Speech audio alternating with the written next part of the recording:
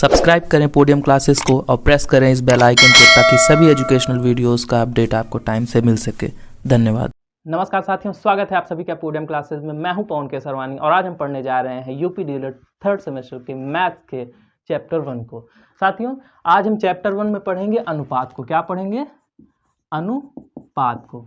लेकिन उससे पहले हम लोग बोल देते हैं हम आपको कि हैप्पी न्यू ईयर आप सभी को। आप सभी का पेपर उम्मीद करता हूं कि अच्छा गया होगा। अगर मैथ्स में किसी को कोई दिक्कत रही होगी तो चलिए आगे सुधार किया जा सकता है। कुछ बच्चों का था कमेंट, कुछ बच्चे बता रहे थे कि सर थोड़ा सा मैथ्स का पेपर जो था लेंदी आया था, लंबा आया था, प्रश्न आ तो रहे थे बट उसको हल करने का टाइम हमें नहीं मिला है। तो चलिए इस बार हम कोशिश करेंगे कि थोड़े से मेथड्स को थोड़ा सा शॉर्ट किया जाए। थोड़ा सा कोई भी चीज़ जैसे लॉन्ग फॉर्म में होती है तो वो समझाने के लिए होगी और आपको एक शॉर्ट तरीका भी बता देंगे कि उस शॉर्ट तरीके से आप कम समय में सवालों को हल कर पाएंगे। ठीक है, जिससे एग्जाम में आपके नंबर न कटे। चलिए देखते हैं क्या है। आज पढ़ेंगे अनुपात को। ठीक है, इस चैप्टर में अनुपात है, समानुपात है और भी चीज़ें हैं, तो आज हम पढ़ेंगे अनुपात को। तो अनुपात को अंग्रेजी में बोलते हैं रेशियो। क्या बोलते हैं? रेशियो। ये होता क्या है? परिभाषा जान लीजिए कि दो संख्याओं का भाग द्वारा तुलना को अनुपात कहते हैं। क्या चीज़? दो संख्याओं की भाग द्वारा तुलना को अनुपात कहते हैं, जिससे हमें यह ज्ञात होता है कि एक संख्या दूसरे संख्या की कितनी गुनी है। जिससे हमें क्या ज्ञात होता है कि एक संख्या दूसरे संख्या की कितनी गुनी है। जैसे अगर हम यहाँ पे लिखें कि 2:3, 2:3, अब सर कहेंगे कि यार इसमें वो भाग वाली बात कहाँ आ गई। आप तो कहें कि दो संख्याओं की भाग द्वारा तुलना को हम अनुपात कहते हैं। चलो भाई भाग करते हैं ना। ये 2:3 को क्या लिख सकते हैं? 2/3 हुआ ना भाग। 3 में 2 का भाग, सॉरी 2 में 3 का भाग। ठीक है, तो यही चीज़ है कि दो संख्याओं की भाग द्वारा तुलना को अनुपात कहते हैं, जिससे हमें यह ज्ञात होता है कि एक संख्या दूसरे के कितनी गुनी है। ठीक है, तो ये हुआ अनुपात का कॉन्सेप्ट। अब अनुपात में कई चीज़ें होती हैं। जैसे अनुपात में कोई भी मात्रक नहीं होता है। मात्रक कैसे? मात्रक बोले तो जैसे अगर हम लोग लिखते हैं कि कोई चीज़ लंबाई को अगर लिखना हुआ तो हम क्या लिखेंगे? जैसे मान लो किसी की लंबाई 3 है, तो अब इसके आगे एक चीज़ हमें बतानी पड़ेगी कि 3 मीटर है, 3 सेंटीमीटर है कि 3 किलोमीटर है। हमें लिखना पड़ेगा ना। अगर कोई कहा जाए कि उसकी लंबाई 3 है, अरे भाई 3 क्या है? मीटर लंबाई, मीटर है, सेंटीमीटर है, किलोमीटर क्या है, बताना पड़ेगा ना। आपको स्पेसिफाई करना पड़ेगा ना कि 3 क्या है, उसका मात्रक आपको बताना पड़ेगा। लेकिन अनुपात में क्या होता है? कोई भी मात्रक नहीं होता है। ये तो आप लिख लीजिए पहला पॉइंट। क्या होता है? कोई भी मात्रक नहीं होता है, नहीं होता है। ये तो हो गया पहला पॉइंट। चलो अगला पॉइंट लिखो। किसी भी संख्याओं का जो अनुपात निकालते हैं उसमें हम पहली संख्या में दूसरी संख्या का भाग देकर उसका अनुपात निकालते हैं। क्या चीज़? एक राशि में दूसरे राशि का भाग देकर या फिर पहली संख्या में दूसरी संख्या का भाग देकर अनुपात निकाला जाता है। जैसे अगर हमको कहा जाए कि 3 और 6 का भाग, वो अनुपात निकालो, 3 और 6 का अनुपात, 3 और 6 का अनुपात अगर कहा जाए तो हम क्या करेंगे? पहली संख्या में दूसरे का भाग देंगे, यानी कि 3/6। तो 3 1 के 3, 3 दूना 6, तो इसका अनुपात क्या आ गया? 1:2। ठीक है, तो जब दो संख्याओं का अनुपात निकाला जाता है तो क्या किया जाता है? पहली संख्या में दूसरी संख्या का भाग दिया जाता है, उसी से निकालते हैं हम अनुपात। ठीक है, चलो संख्या कहो या राशि कहो, तो क्या करते हैं? पहली संख्या में दूसरी संख्या का भाग, पहली संख्या में दूसरी संख्या का भाग। चलो तीसरा पॉइंट क्या आता है? क्या होता है? जैसे ये 2:3 है तो उसमें क्या है? एक क्या है? ये पूर्व पद है। क्या है? पूर्व पद। इसे बोलते हैं, जो पहला वाला पद होता है उसे बोलते हैं पूर्व पद, और ये दूसरा वाला पद होता है उसे क्या बोलते हैं? उत्तर पद। तो ये हो गया पूर्व पद, ये हो गया उत्तर पद। तो इसमें क्या है कि जब अनुपातिक राशियों में किसी समान संख्या से गुणा अथवा भाग किया जाता है तो उनके अनुपात में कोई भी प्रभाव नहीं पड़ता है। जैसे हम क्या लिखें? 2:3 है, मान लो इसमें 2 का गुणा हो गया। क्या हो गया? 2 का गुणा हो गया, तो क्या बन गया? 4:6 बन गया। इसके अनुपात में कोई फर्क नहीं पड़ा। अरे 4:6 का मतलब क्या होता है? 4/6, तो 2 दूना 4, 2 तिहाई 6, फिर कट के वही आ गया 2:3। ठीक है। तो चाहे भाग दो या गुणा दो, समान संख्या से गुणा अथवा भाग करने पर अनुपातों में कोई भी प्रभाव नहीं पड़ता है। चलो भाई, अब क्या है, एक पॉइंट और जान लेते हैं कि जो अनुपात होते हैं ना, उन्हें हम हमेशा सरलतम रूपों में व्यक्त करते हैं। हमेशा क्या करते हैं, सरलतम रूपों में व्यक्त किया जाता है अनुपात को। जैसे मैंने बताया ना कि अगर कहीं दिया है 4:16, तो इसे क्या करेंगे, हम सरलतम रूपों में व्यक्त करेंगे। जैसे सरलतम रूप कैसे करेंगे, काट पीट के छोटा से छोटा कर दो। जैसे 4:16 है, यानी कि 4:16 को भिन्न के रूप में लिखेंगे तो क्या हो जाएगा, 4/16। तो 4 एकम 4, 4 चौका 16, यानी कि 4:16 को हम क्या लिखेंगे, 1:4। देखो 4 एकम 4, 4 चौका 16, तो 1:4 इसे लिखेंगे। ठीक है, ये तो हो गया इसका पूरा अनुपात का कॉन्सेप्ट। ठीक, चलो भाई, ये तो हो गया अनुपात का कॉन्सेप्ट। अब करते हैं इस पे कुछ क्वेश्चंस को। ठीक है, चलिए कुछ क्वेश्चंस को कर लेते हैं इस पे। हाँ, एक और चीज़ होती है, एक और चीज़ जान लीजिए इसमें क्या होता है अनुपात में। एक होता है मिश्रित अनुपात। क्या होता है, कभी कभी पूछ लेता है मिश्रित अनुपात। मिश्रित अनुपात क्या होता है, देखो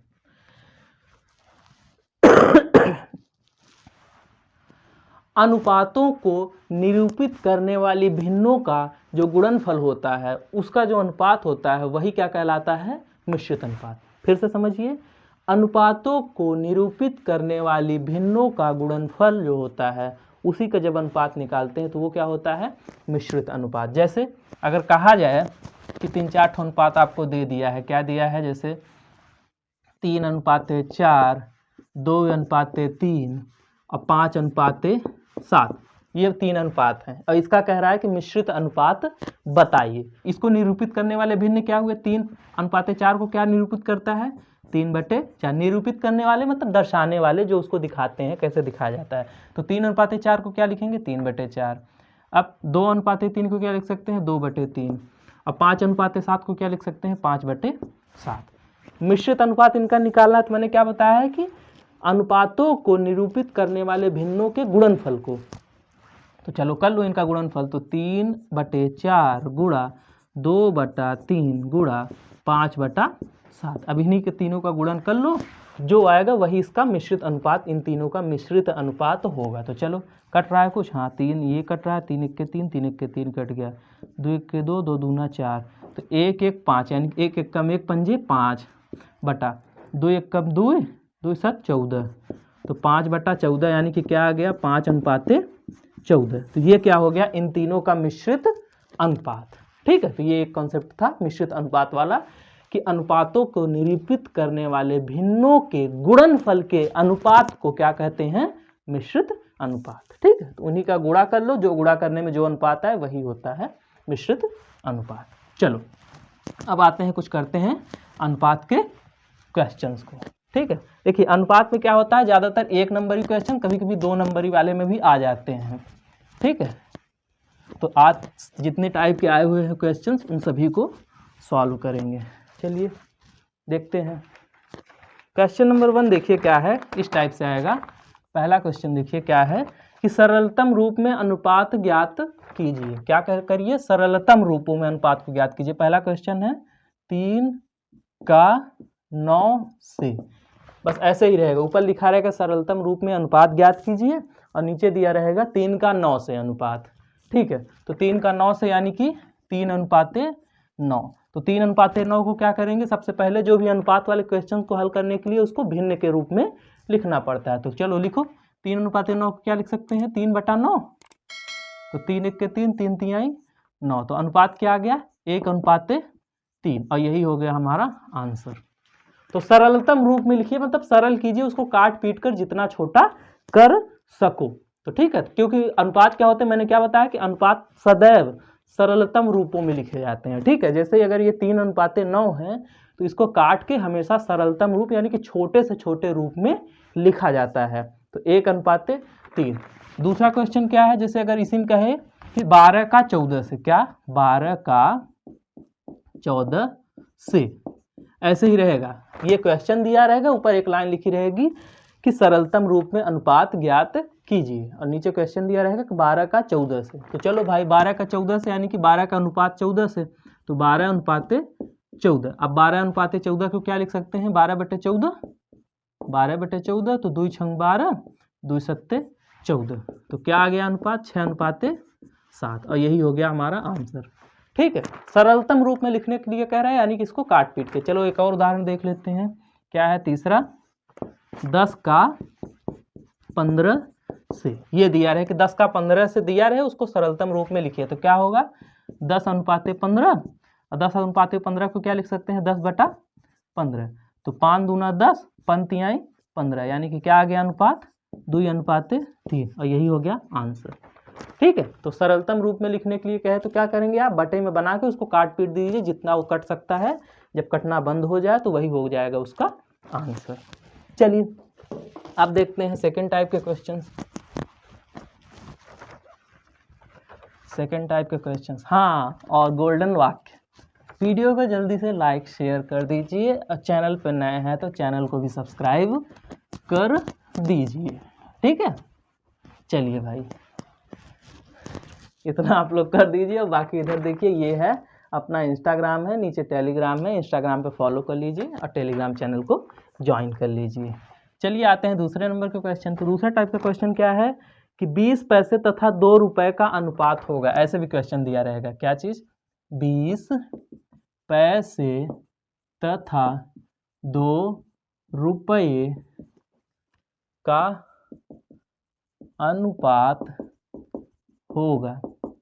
ठीक है, 20 पैसे तथा 2 रुपए का अनुपात होगा। क्वेश्चन क्या दिया है कि 20 पैसे तथा 2 रुपए का अनुपात होगा। 20 पैसे तथा 2 रुपए, ये आप ध्यान दीजिए, पैसे और रुपए की बात कर रहा है, जबकि अनुपात में मैंने क्या बताया है अभी कि अनुपात हमेशा समान मात्रक वाली राशियों के बीच में होता है, समान मात्रक वाली राशियों के बीच में होता है, समान प्रकार की समान मात्रक वाली राशियों के बीच में। जैसे मात्रक मतलब क्या मैंने बताया कि जैसे मैंने बताया ना कि जैसे 2 लिखा है, लंबाई के रूप में अगर लिखिए तो 2 मीटर या 2 सेंटीमीटर, तो ये क्या हो गया, मीटर और सेंटीमीटर, ये सब क्या है, मीटर, सेंटीमीटर, किलोमीटर, ये सब क्या है, मात्रक है ना।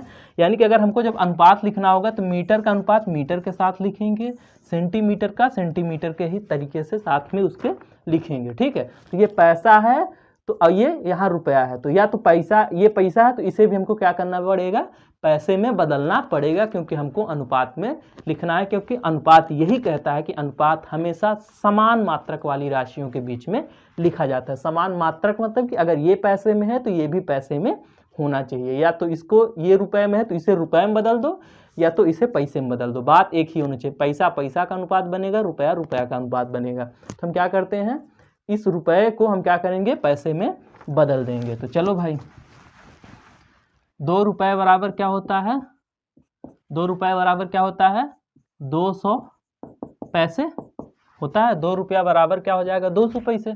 तब अनुपात बराबर लिखो, तब अनुपात, या फिर अतः अनुपात, ऐसे लिखो, अतः अनुपात, अनुपात बराबर, अनुपात बराबर क्या हो जाएगा, अतः अनुपात बराबर क्या हो जाएगा, 20 अनुपात 200, 20 अनुपात 200।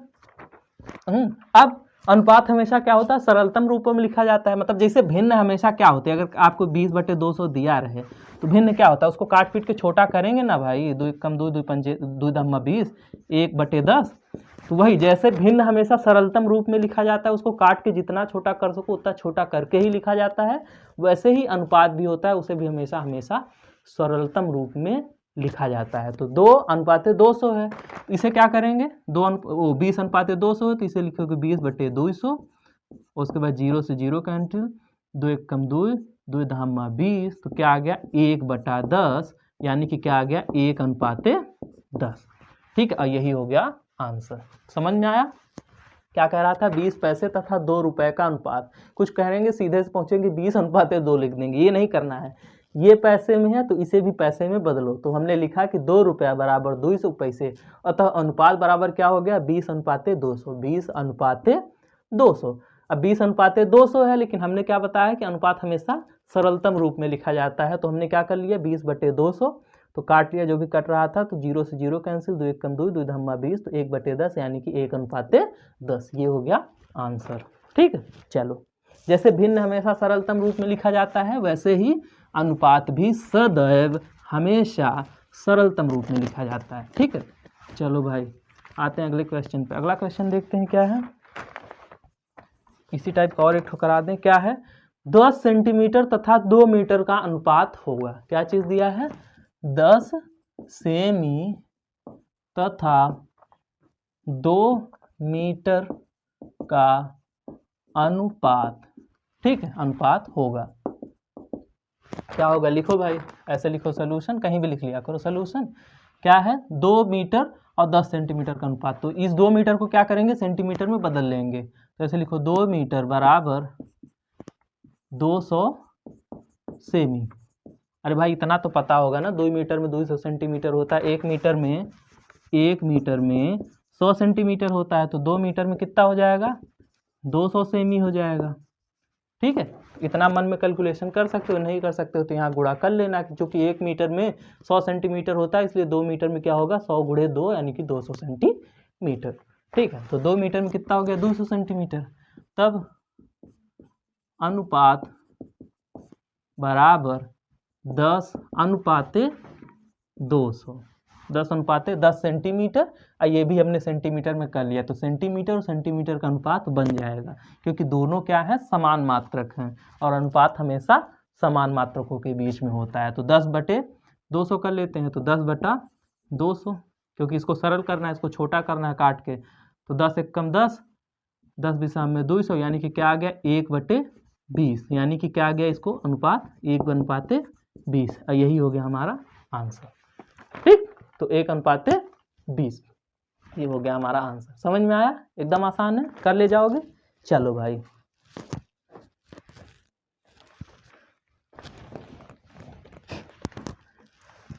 आते हैं अगले क्वेश्चन पे।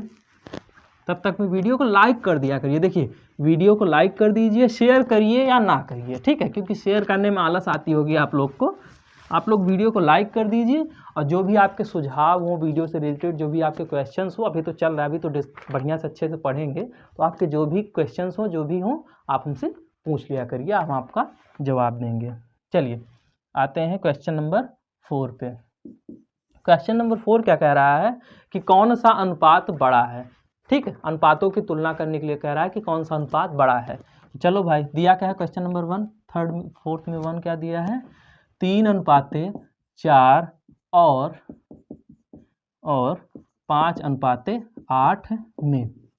3/4 और 5/8 में कौन सा बड़ा है, बताइए भाई। तो चलो भाई बताते हैं, क्या है, ऐसे लिखो सोल्यूशन, 3/4 और क्या है, 5/8।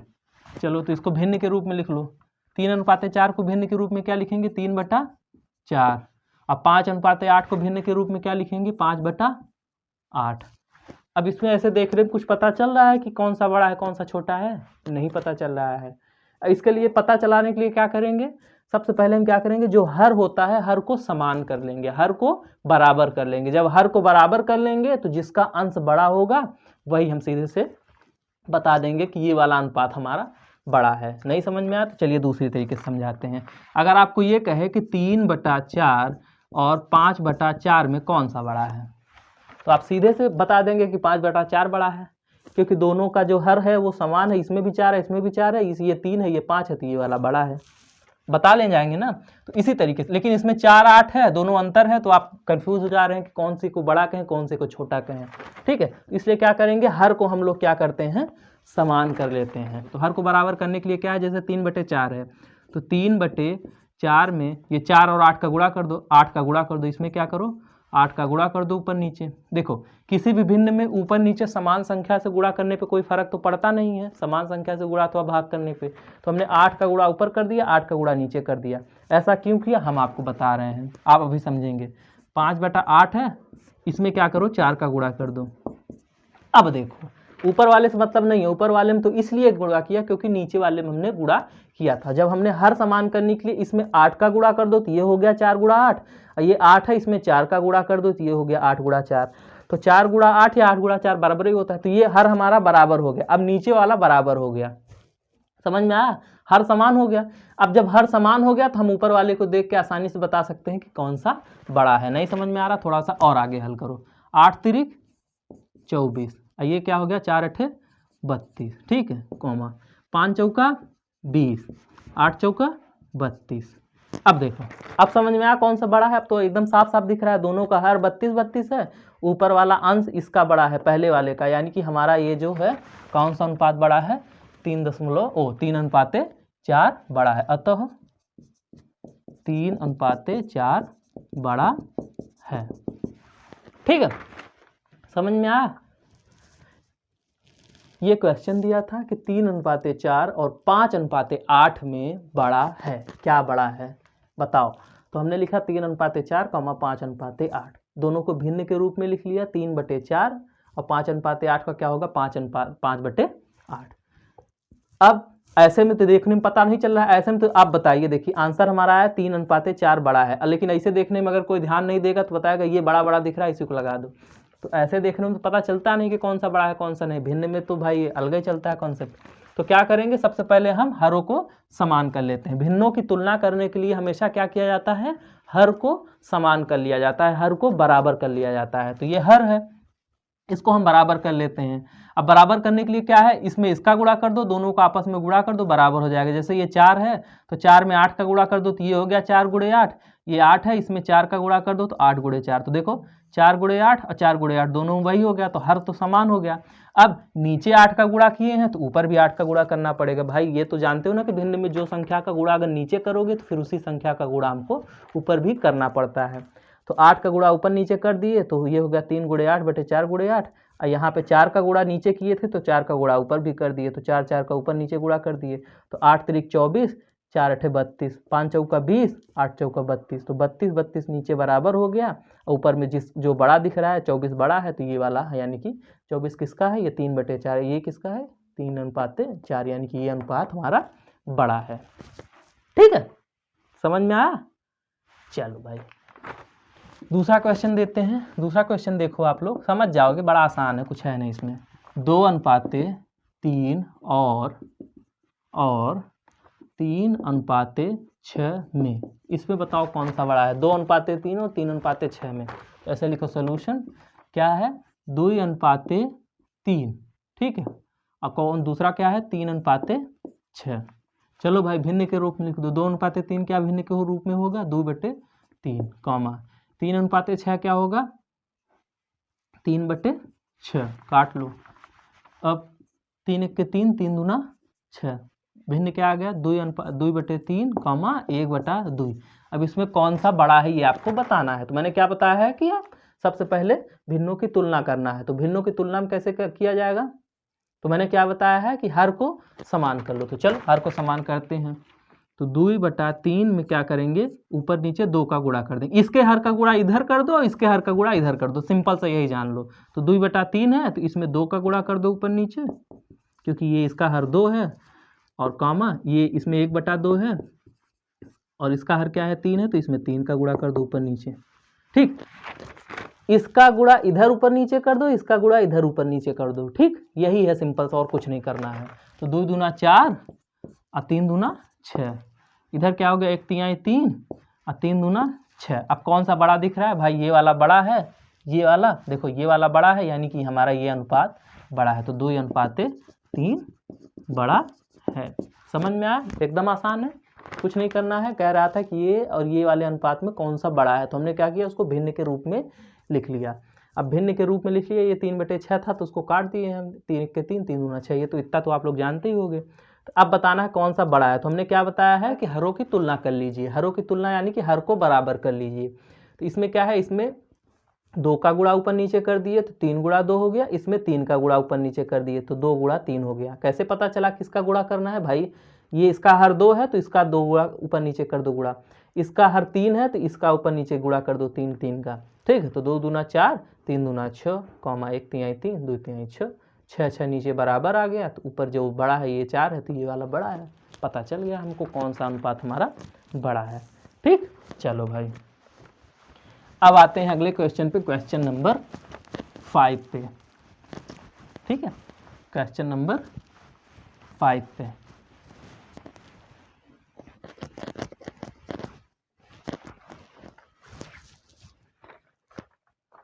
क्वेश्चन नंबर 5 देखिए क्या कह रहा है कि दो संख्याओं का अनुपात 1:4 है और उनका अंतर 6 है तो संख्या ज्ञात कीजिए। ठीक है भाई, क्या है, ऐसे लिखिए सॉल्यूशन। दो संख्याओं का अनुपात क्या है, 1:4 है, तो ऐसे लिखो दो संख्याओं का अनुपात बराबर क्या है, 1:4 है। ठीक है, और उनका अंतर कितना दिया है, 6 है, तो संख्या ज्ञात कीजिए। तो ऐसे लिख लो, मान लो कि माना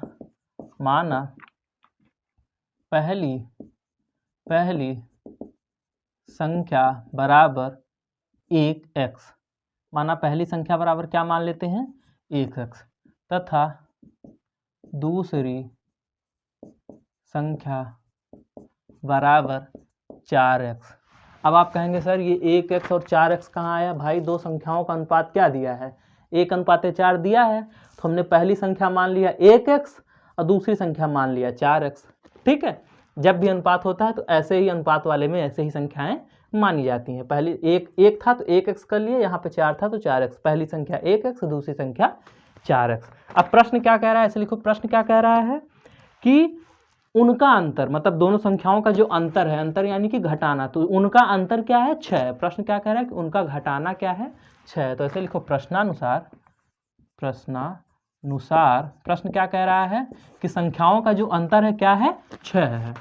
अंतर यानी कि घटाना, यानी कि बड़ी वाली संख्या में से जब छोटी वाली संख्या घटाएंगे तो 6 आएगा। तो चलो भाई, बड़ी वाली संख्या कौन सी है इसमें, देखो, अरे साफ है साफ, ये 1x है, इधर 4x है, तो बड़ी वाली संख्या कौन सी है, 4x।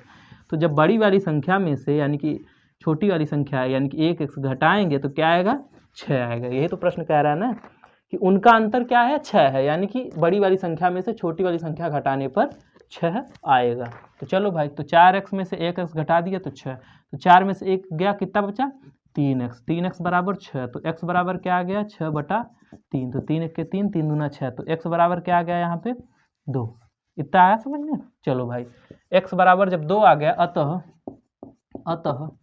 पहली संख्या बराबर क्या है, 1x है ना, 1 गुणा x कितना है 2, तो 1 गुणा 2 यानी कि 2, तथा दूसरी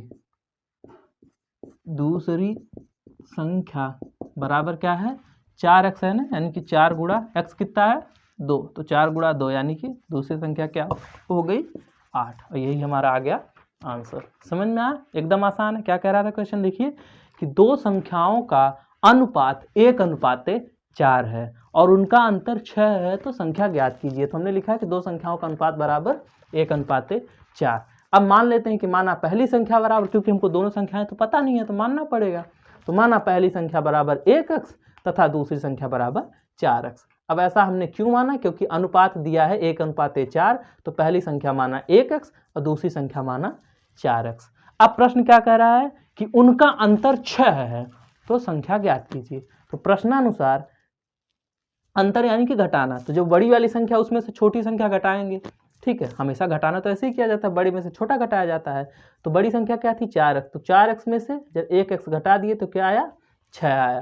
तो 4 में से 1 गया 3x, 3x बराबर 6, तो x बराबर क्या आ गया, 2 आया। अब x बराबर 2 आया है तो उसी का मान इसमें रख दो, x का मान इधर रख दो। तो तब पहली संख्या बराबर क्या था, 1x यानी कि 1 गुणा 2 यानी कि 2, तथा दूसरी संख्या क्या थी, 4x यानी कि 4 गुणा 2 बराबर 8। ठीक है, ऐसे आते हैं न्यूमेरिकल्स। ये हैं 2 नंबरी क्वेश्चंस, जान लो इतना ही आसान आता है। 2 नंबर में ऐसे क्वेश्चंस पूछे जाते हैं। ठीक है, एकदम आसान होता है, अनुपात का सवाल एकदम आसान होता है। चलो भाई, आते हैं नेक्स्ट क्वेश्चन, क्वेश्चन नंबर 6 पे। क्वेश्चन नंबर 6 क्या कह रहा है कि दो संख्याओं का अनुपात 3:6 है, यदि उनका योग 27 हो तो संख्याएं ज्ञात कीजिए। उसमें अंतर कह रहा था, दिया था, इसमें योग दिया है। चलो ऐसे लिखो सॉल्यूशन। और क्या दिया है, दो संख्याओं का अनुपात 3:6 है। ऐसे लिख लो कि दो संख्याओं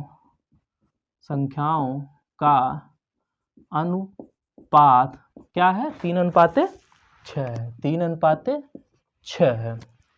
तो संख्याओं का अनुपात बराबर 3:6 और उनका योग क्या कह रहा है, 27 है, तो संख्याएं ज्ञात कीजिए। तो पहले संख्याएं हमको नहीं मालूम था, संख्याएं मान लेते हैं कि माना पहली संख्या बराबर 3x, भाई माना पहली संख्या बराबर 3x, क्योंकि 3 अनुपाते 6 है तो पहली 3x मान लेंगे और दूसरी संख्या क्या मान लेंगे, 6x मान लेंगे, तथा पहली संख्या बराबर 3x तथा दूसरी संख्या बराबर 6x। ठीक है, पहली संख्या बराबर 3x और दूसरी संख्या बराबर 6x। चलो भाई, अब क्या है, प्रश्न क्या कह रहा है कि यदि उनका योग 27 हो, यानी कि पहली और दूसरी संख्या को जोड़ने पर क्या आएगा, 27 आएगा। अब लिखो ऐसे प्रश्नानुसार, प्रश्नानुसार क्या कह रहा है कि दोनों संख्याओं का योग क्या है, 27 है, यानी कि 3x और 6x को जोड़ेंगे तो क्या आएगा, 27 आएगा। पहली संख्या 3x है, दूसरी संख्या 6x है, तो पहली और दूसरी संख्या को जोड़ेंगे तो क्या आएगा, 27 आएगा। तो चलो भाई 3 और 6 कितना होता है, 9x, 9x बराबर 27, तो x बराबर क्या आ गया, 27/9, तो 9 कम 9, 9 3 27, यानी कि x बराबर क्या आ गया, 3 आ गया। अब x का मान रख दो इधर, तब पहली संख्या बराबर क्या आ गई, 3x है ना, यानी कि 3 गुणा x कितना निकाले हैं, 3, यानी कि 3 3 9, तथा दूसरी संख्या बराबर क्या है, 6x है ना, यानी कि 6 गुणा x कितना है, 3, तो 6 3 18। ठीक है, तो पहली संख्या आ गई 9 और दूसरी संख्या क्या आ गई, 18। समझ में आया, एकदम आसान क्वेश्चन था। क्या है देखो कि दो संख्याओं का अनुपात 3:6 है, यदि उनका योग 27 है तो संख्याएं ज्ञात कीजिए। तो दिया था कि दो संख्याओं का अनुपात 3:6, तो हमने लिख दिया कि दोनों संख्याओं का अनुपात 3:6। अब मान लिया कि माना पहली संख्या बराबर 3x तथा दूसरी संख्या बराबर 6x। अनुपातों में ऐसे ही माना जाएगा, अनुपात के सवाल में ऐसे ही 3:6 है तो पहली संख्या 3x और दूसरी संख्या 6x। प्रश्नानुसार प्रश्न क्या कह रहा है कि दोनों संख्याओं का योग क्या है, 27 है, यानी कि 6x और 3x से जब जोड़ेंगे तो 27 के बराबर आएगा, तो 3x + 6x बराबर 27, तो 3 6 कितना होता है 9, तो 9x बराबर 27, तो x बराबर आ गया 3। अब जब x बराबर 3 आ गया तो x का मान इधर रख दो, तब पहली संख्या बराबर क्या है, 3x था, यानी कि 3 × 3 यानी कि 9, तथा दूसरी संख्या क्या है, 6 × x यानी कि 6 3 18। ठीक, तो ये आ गया हमारा आंसर। चलो भाई, तो ये हो गया हमारा क्वेश्चन नंबर 6। अब आते हैं अगले क्वेश्चन, क्वेश्चन नंबर 7 पे, प्रश्न संख्या 7। चलो भाई, ये मिट नहीं रहा है, ओह, चलो भाई देखते हैं, आते हैं क्वेश्चन नंबर 7 पे। थोड़ा सा देखिएगा, बोर्ड गंदा गंदा दिख रहा है, खैर कोई दिक्कत नहीं है। क्या है कि एक आयताकार कमरे की लंबाई तथा चौड़ाई में 4:3 का अनुपात है। यदि कमरे की लंबाई 8 मीटर हो तो कमरे की चौड़ाई ज्ञात कीजिए। ये सब 2 नंबर वाले क्वेश्चंस हैं। तो ऐसे लिखो सॉल्यूशन, क्या दिया है कि आयताकार कमरे की लंबाई तथा चौड़ाई में 4:3 का अनुपात है। ऐसे लिखो, आयताकार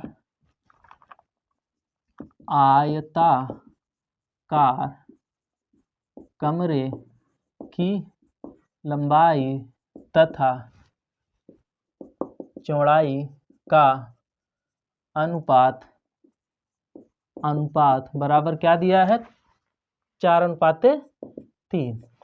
आयताकार कमरे की लंबाई तथा चौड़ाई का अनुपात क्या है, 4:3। अब मान लो कि माना आयताकार कमरे की लंबाई, माना कमरे की लंबाई बराबर 4x तथा कमरे की चौड़ाई बराबर क्या हो जाएगा, 3x। भाई आयताकार कमरे की लंबाई तथा चौड़ाई का अनुपात, यानी कि लंबाई क्या है 4 तो चौड़ाई क्या है 3, तो माना कमरे की लंबाई बराबर 4x तथा कमरे की चौड़ाई बराबर 3x। अब ये तो जाहिर सी बात है भाई कि लंबाई हमेशा चौड़ाई से बड़ी ही होगी या तो बराबर होगी, तो ठीक है, तो माना कमरे की लंबाई बराबर 4x तथा कमरे की चौड़ाई बराबर 3x। तब प्रश्नानुसार तब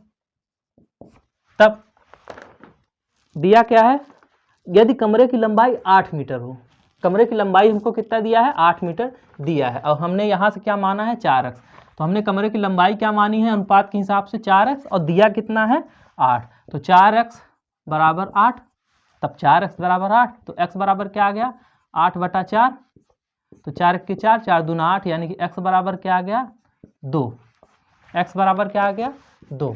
तब जब x बराबर 2 आ गया तो यही x का मान रख दो, तब कमरे की लंबाई बराबर क्या हो गया, 4 गुणा 2, अरे भाई 4x है यानी कि 4 गुणा 2 यानी कि 4 दूनी 8, 8 तो दिया ही था भाई, ये तो दिया ही था, तथा कमरे की चौड़ाई बराबर क्या है, 3x है यानी कि 3 गुणा x कितना है 2, 3 गुणा 2 यानी कि 6 मीटर। ठीक है, मेन ये निकालना था आपको। चलो भाई समझ में आया एकदम आसानी से। क्या है कि एक आयताकार कमरे की लंबाई तथा चौड़ाई में 4:3 का अनुपात है। तो हमने लिख लिया कि आयताकार कमरे की लंबाई तथा चौड़ाई का अनुपात बराबर 4:3। अब क्या है कि यदि कमरे की लंबाई 8 मीटर हो तो कमरे की चौड़ाई ज्ञात कीजिए, क्वेश्चन कह रहा था। तो हमने मान लिया कि माना कमरे की लंबाई बराबर 4x तथा कमरे की चौड़ाई बराबर 3x। अब कुछ लोग कहेंगे या फिर सोचोगे आप लोग, हाँ हो सकता है, जनरल सी बात है कि सर जब लंबाई दिया है तो फिर आपने माना क्यों? जब लंबाई साफ साफ दिया है कि लंबाई 8 मीटर है तो आपने माना क्यों? इसीलिए माना ताकि हम तुलना कर सकें, क्योंकि ये अनुपात दिया है, अनुपात में तुलना से ही काम चलता है। तो हमने मान लिया कि माना कमरे की लंबाई बराबर 4x। जब ये माना तभी यहाँ पे मैं तुलना कर पाया, तो तुलना करने के लिए माना। तो जब भी अनुपात दिया रहे तो आप सिंपल सा मान लिया करिए कि माना कमरे की लंबाई बराबर 4x तथा कमरे की चौड़ाई बराबर 3x। ठीक है, क्योंकि लंबाई चौड़ाई का अनुपात कितना था, 4:3। तब 4x बराबर 8, क्योंकि 4x हमने माना है और दिया कितना है, 8 दिया है लंबाई, तो 4x यहाँ पे लंबाई है तो लंबाई को लंबाई से कंपेयर कर दिए, तो 4x बराबर 8, तो x बराबर क्या आ गया 2। अब जब x बराबर 2 आया तो हमको चौड़ाई याद करनी थी, तो चौड़ाई क्या हो जाएगी, 3 गुणा 2 यानी कि 6 मीटर। यही हो गया हमारा आंसर। आशा करता हूं कि आपको आज का सेशन अच्छा लगा होगा। खैर जैसा भी लगा है आप हमें कमेंट के माध्यम से बता दीजिए। वीडियो को लाइक शेयर करना ना भूलें और चैनल को सब्सक्राइब कर दीजिए। फिर मिलेंगे नेक्स्ट वीडियो में, तब तक के लिए जय हिंद।